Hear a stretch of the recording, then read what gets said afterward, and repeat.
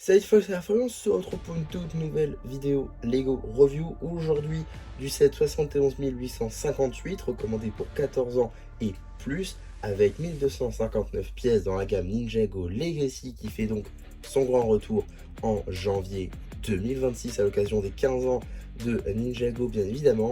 Aujourd'hui, on va parler du set qui était vendu pour 99,99 €, la forge des 4 armes. Un set évidemment qui a fait grand bruit, qui évidemment va intéresser beaucoup, étant donné que c'est un set que techniquement on aurait et tous aimé avoir depuis maintenant plus de 15 ans, avec la forge des 4 armes, là où on grandit Kai et Nya, et qui est donc le premier endroit qu'on a découvert dans Ninjago jour pour jour le 14 janvier 2011, du coup il y a 15 ans, pour la première scène de Ninjago. Donc voilà, forcément c'est un lieu on va dire assez culte pour Ninjago, et enfin une représentation en set digne de ce nom, car effectivement il s'agit d'un remake d'un set de 2011 qui devait représenter cet endroit là, mais qui était assez mal fait je trouve en 2011, et donc Lego est revenu avec cette nouvelle version en 2026 qui très honnêtement est bien meilleure,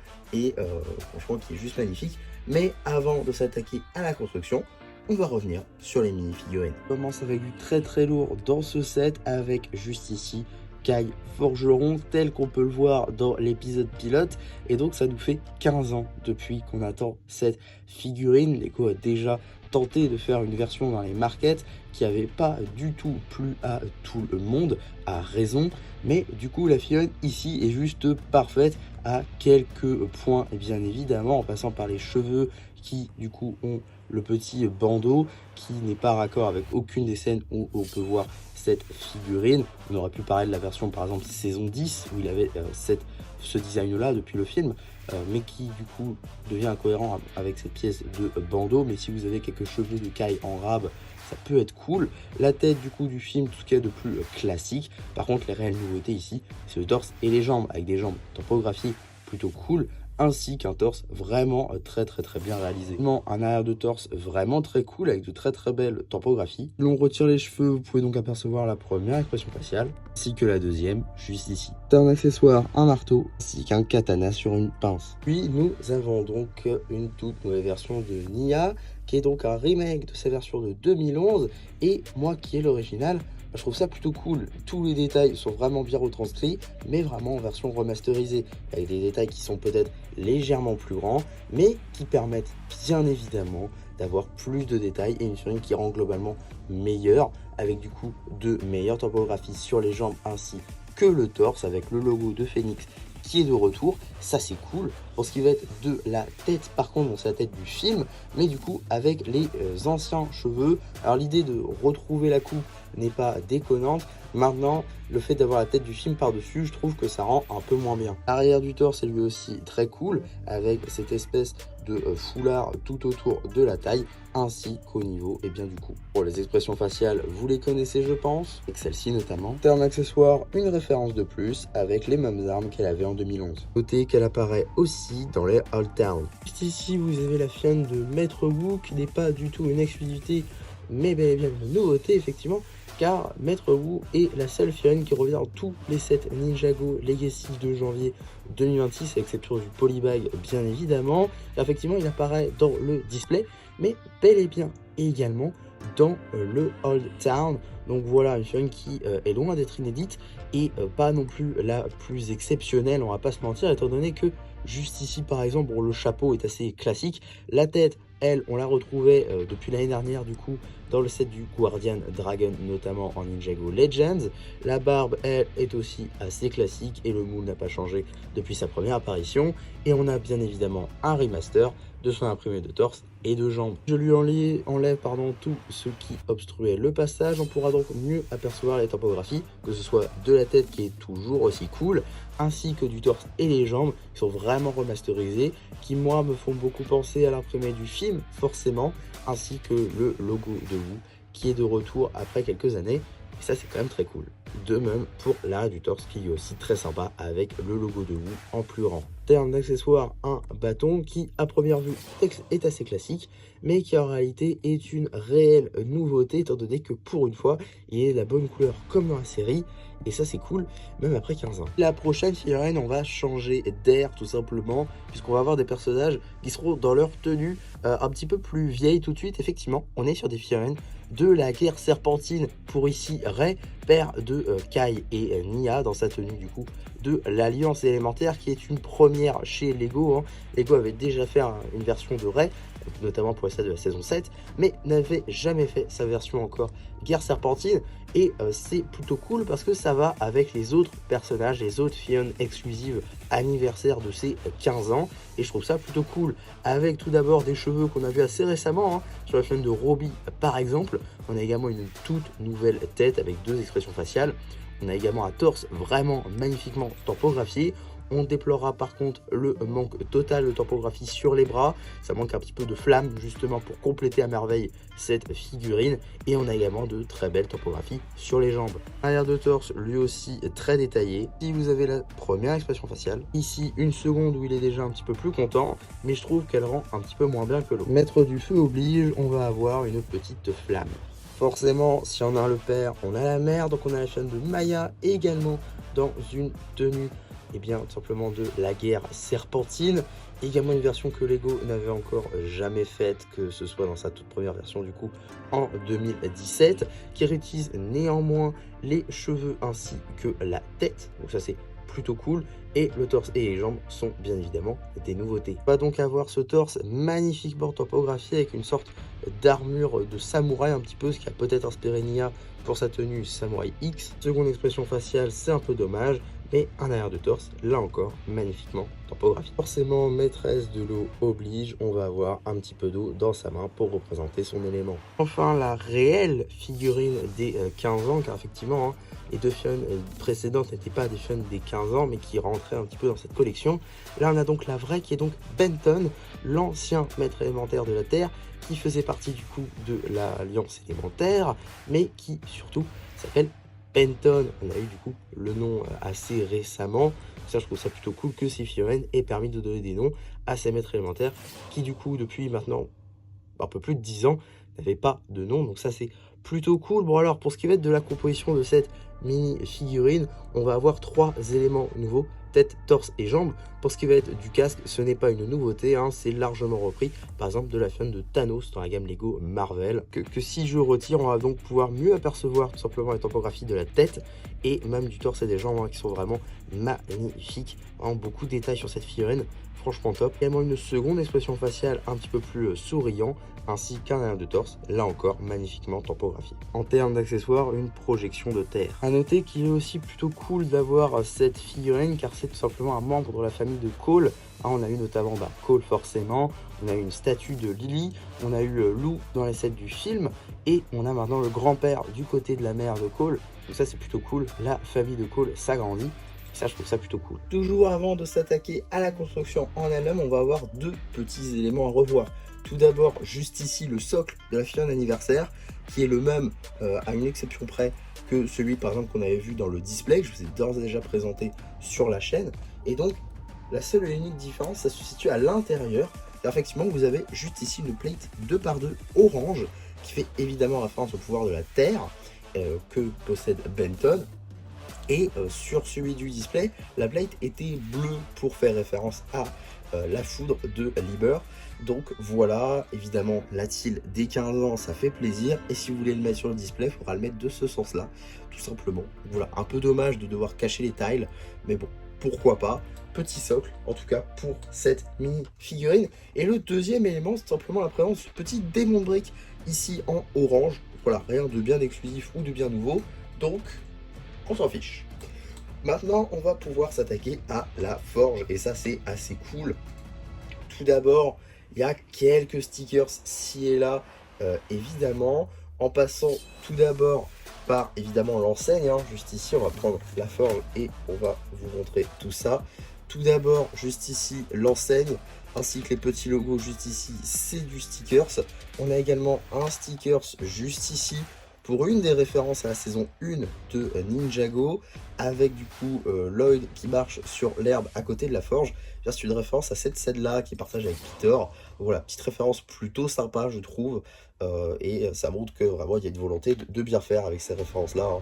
Comme par exemple dans le set de La Vieille Ville, qui j'espère, je pourrais vous présenter un jour sur la chaîne, parce qu'il y a vraiment beaucoup de choses à dire.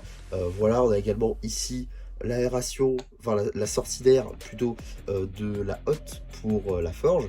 On a des petits éléments de roche, d'herbe, ci et là, quelques petites fleurs qui sont plutôt cool, également quelques petites végétations sur le mur, et ça c'est plutôt cool également. On a encore voilà, un peu de cette herbe très verte, hein, pour le coup, qui est vraiment comme dans la série, donc ça c'est cool. On a également un petit arbre rouge, juste ici, rouge pétant, hein. C'est pas très commun, je trouve, le rouge pétant en feuillage, et de même de l'autre côté, même s'il est un petit peu plus petit. On notera également les petites lanternes sur les côtés, juste ici et là. La technique également pour les pylônes est assez intéressante, hein. On a en fait des anti-studs, donc des trous, des pièces en slot avec un petit rebord. Voilà, ça va être un peu compliqué de vous montrer, sauf si je fais ça. Ouais, voilà ça. Si je fais ça, vous voyez, ici on a cette petite pièce en slot qui en fait possède un trou juste ici, donc on peut mettre à l'envers. Ce pilier-là est à l'envers. Moi je trouve ça plutôt intéressant. Et en réalité, la seule pièce qui tient le toit, c'est le stud ici, puisque ça c'est factice. Voilà, c'est purement pour de la déco, mais je trouve que ça marche quand même plutôt bien, donc ça c'est plutôt intéressant à noter. Autre chose, le travail aussi sur tout simplement le chemin est plutôt cool. Ici, le chemin pavé, en fait, avec un mix de tiles aussi bien rondes comme ceci, aussi bien lingots, aussi bien rondes un par un. C'est vraiment très intéressant. Et à construire, c'était plutôt cool. On a également une sorte de petit salon juste ici de thé, voilà, avec des petits rebords pour poser ses tasses, etc. On a également quelques petits escaliers ici pour monter, tout simplement. Et évidemment, voilà, on va pas se limiter à l'extérieur, ça serait dommage. Mais avant de passer à l'intérieur, on va regarder une petite fonctionnalité plutôt intéressante qui consiste simplement à tout d'abord retirer cette partie-là, car effectivement, cette partie du toit se retire, donc ça nous fait ce module-là, qui était plutôt intéressant à construire aussi. On a ces panneaux ici articulés qui permettent du coup de positionner le toit dans une certaine position, quoi. Et c'était plutôt cool à construire, entièrement scellé, hein. Bon, sauf à quelques endroits, mais à la limite ça peut s'améliorer. Tac. Et donc vous voyez déjà des éléments, on va s'y intéresser un petit peu après. Moi je voulais surtout parler de cette fonctionnalité-là. Voilà, donc on a la possibilité de faire tomber l'enseigne, comme vous pouvez le constater avec cette petite barre technique que vous voyez juste ici. C'est plutôt intéressant, peut-être si je vous montre comme ça, c'est plus simple. Voilà, ici, du coup, on peut actionner ça, faire tomber l'enseigne, et du coup, accéder à la carte des 4 armes d'or, bien évidemment, qui avait fait l'objet d'un leak, tout simplement, enfin, d'un teaser en fait pour les 15 ans à la SDCC, je crois, c'était. Donc voilà, c'était cette taille-là qu'on avait eu. Donc ça, je trouve ça plutôt intéressant, étant donné qu'il était du coup caché derrière l'enseigne, comme c'est le cas d'ailleurs dans le pilote. Donc ça aussi, c'est un détail plutôt sympa, et d'avoir réussi à intégrer ça, je trouve ça vraiment très cool. On va essayer de la remettre comme ce serait pas mal. En tout cas, maintenant que ça c'est ouvert, on va pouvoir également ouvrir la forge en deux. Et voilà un peu ce que ça donne. Alors quand on l'ouvre complètement, ça crée une espèce de couloir ici. Je pense pas que ce soit voulu spécifiquement, mais je trouve ça quand même plutôt cool. Voilà, je trouve que ça pourrait presque s'exposer comme ça en fait. Et voilà, je trouve ça sympa tout simplement. Même pour de la toy photo ou quoi, je pense que ça pourrait vraiment très bien rendre. Bon après là je pars peut-être un peu plus loin que ce que je devrais. Mais bon, on a pas mal de détails, que ce soit au grenier ou tout simplement à l'étage principal. Donc on va tout de suite s'y attarder. Tout d'abord, nous avons bien évidemment des éléments qu'on peut retirer. Tout d'abord, juste ici, vous avez un petit rack dédié à Nya, avec du coup le casque du Samurai X, le même casque qu'elle va avoir dans le display tout simplement. Donc voilà, avec le retour du casque en Harper Grey, ça c'est cool, bien évidemment. Et en termes de stickers, on va avoir sa carte du jeu de cartes de 2011 qui est vraiment intéressant à avoir. Évidemment c'est un sticker ça, mais comme tout de toute façon, et moi qui faisais la collection de ces cartes là, me voilà comblé. Et on a également une deuxième, et ça c'est cool, une deuxième du coup avec cette fois-ci la cagoule que Kai va également avoir dans le display, mais aussi dans les Old Town, mais aussi dans le jeu de société qui va sortir tout simplement, avec également toujours en stickers la carte du jeu de 2011 qui est vraiment intéressant à avoir et qui du coup est rangée au grenier. On a également la poutre de bois juste ici qui est représentée en pièces imprimées, qui est plutôt cool du coup à avoir. On a également juste ici petite référence avec ces deux éléments là, qui est donc le fait qu'on puisse améliorer la firme de Kai, forgeron qu'il y a dans le set. Je vais tout de suite le faire d'ailleurs. Et voilà du coup notre figurine telle qu'on peut l'avoir du coup dans ce set. Bon, il y a la volonté, c'est cool, mais les pièces sont pas du tout les bonnes. Normalement on devrait avoir l'armure de samouraï, voilà, et on devra avoir un autre casque, c'est-à-dire par exemple le casque que porte Lord Garmadon, sauf que c'est des moules qui n'existent plus normalement. Donc effectivement je comprends qu'il les fait comme ça. La couleur est déjà pas mal, c'est cool, il y a la volonté de bien faire, on le voit bien, mais Lego fait avec ces pièces, bon, c'est déjà cool d'y avoir pensé très honnêtement, mais pour ma part ça restera très clairement sur le set. Également derrière le casque que nous venons de voir juste ici, nous avons la fameuse pièce qui va permettre de faire le système de l'enseigne. Je sais pas trop si ça se voit à la caméra. Ok, bon je vais peut-être vous la rapprocher, du coup ça va être dangereux, mais bon, voilà, ici on joue un jeu dangereux. Alors, on a du coup juste ici, voilà, la fameuse pièce qui va permettre de faire tout. Voilà, si vous la voyez un peu, c'est compliqué à montrer parce que je ne vois moi-même pas trop ce que je fais. Mais du coup, vous la voyez juste ici, ça va permettre de faire sauter l'enseigne. Mais vu qu'on est un peu juste au-dessus du vide, je ne vais pas trop le faire. Voilà, pas trop d'autres éléments simplement dans le grenier. Mais c'est déjà pas mal, très honnêtement, d'avoir fait cet intérieur-là. Ils auraient pu se limiter vraiment à ce qu'il y avait en dessous. Et déjà qu'en dessous, il y a pas mal de choses. Simplement, on va commencer par là. Avec, du coup, pas mal de choses, que ce soit au mur, que ce soit aussi un peu partout. Alors, tout d'abord, ici, à ce mur-là, nous avons donc la dague que Nia avait dans son spinner en 2011, avec un sticker juste en dessous, juste ici, avec marqué 2011 en ninjargon. Donc voilà, plutôt intéressant. Ensuite, on a évidemment une photo de Rei et Maya, qui fait évidemment référence à la DF de Departed, par exemple. On a également le petit tableau, que je ne sais pas trop qu'est-ce qu'il représente très honnêtement, mais on le voit aussi qu'il est sur le mur dans la série, donc ça c'est plutôt cool. On a également le petit lit, tout simplement, pour dormir, parce que ça reste tout de même un lieu d'habitation pour Kai et Nia. Et on a également le petit rack pour l'armure, ainsi que la fenêtre, qui est plutôt sympa, qui utilise du coup une porte de prison. De ce côté-là, on va avoir également pas mal d'éléments. Tout d'abord, le téléphone. On a également le gong en fond, avec normalement le poinçon de la famille de Rei et Maya, qui n'est pas le cas ici. Dommage, petit sticker manqué, je trouve.